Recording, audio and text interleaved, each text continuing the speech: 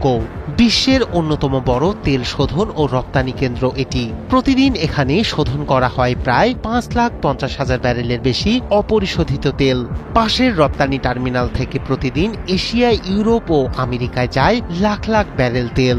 বিশাল সংরক্ষণ ট্যাঙ্ক, জটিল pipeline network, আধুনিক শোধন ইউনিট এবং আন্তর্জাতিক তেলবাহী জাহাজের জন্য বড় বন্দর এটি।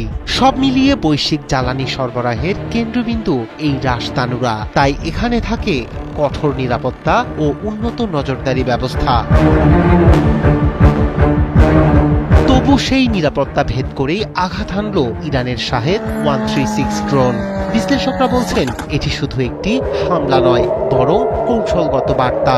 উপসাগরীয় উত্তেজনার মধ্যে সৌদির জ্বালানি অবকাঠামোকে টার্গেট করে ইরান দেখিয়ে দিল আঞ্চলিক শক্তির ভারসাম্যে সরাসরি প্রভাব ফেলতে সক্ষম তারা। এই হামলার প্রভাব শুধু সৌদির মধ্যে সীমাবদ্ধ থাকবে না।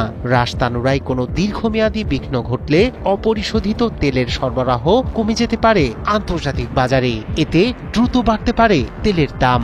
বৈশ্বিক জ্বালানি বাজারে তৈরি হতে পারে অস্থিরতা, বিশেষ করে আমদানি নির্ভর দেশগুলোতে জ্বালানি ব্যয় বাড়ার আশঙ্কা রয়েছে। বিশ্লেষকদের মতে ইরানের জন্য এটি কৌশলগত জয়, কারণ সৌদি আরব যদি জ্বালানি অবকাঠামো নিয়ে নিরাপত্তা সংকটে পড়ে, তাহলে আঞ্চলিক সংঘাত দীর্ঘায়িত করার ঝুঁকি নিতে চাইবে না রিয়াদ। এমন পরিস্থিতিতে আমেরিকার উপর বাড়বে অবিলম্বে যুদ্ধ থামানোর কূটনৈতিক চাপ। উপসাগরীয় অঞ্চলে আগে থেকেই উত্তেজনা তীব্র। তার